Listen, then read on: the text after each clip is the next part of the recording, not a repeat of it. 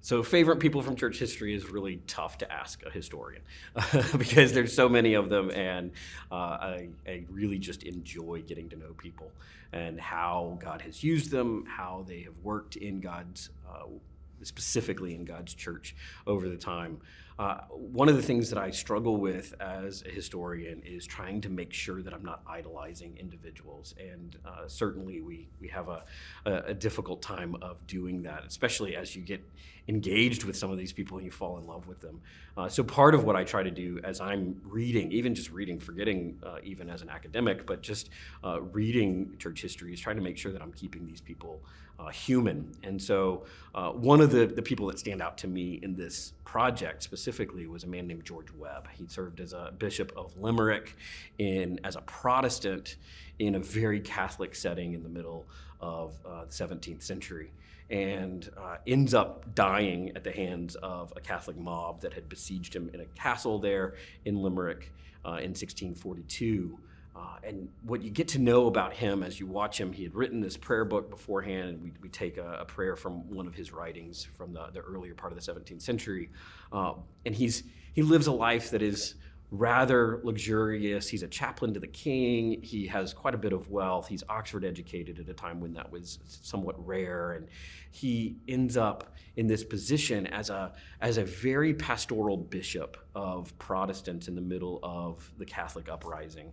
And so major turmoil and just constant fights, and everything is theological, and everything is just sort of bigger than life, right? It's everything. Life itself is on the line for them. And as he's doing that, as he is overseeing this Protestant movement and even trying to help build up the castle where they're being besieged, he's constantly, the stories that come out of him are just pastoral care. He's just walking alongside those that are about to die. And he ends up catching dysentery while he's there, dies just before the siege is over. And because he was willing to work alongside these poor people that he was trying to defend. And I think it's those kinds of people. It's not just George Webb. There's a ton of those kinds of stories. They're not perfect. He had all kinds of problems. And the more you get into it, the more you realize how he just is not an incredible guy.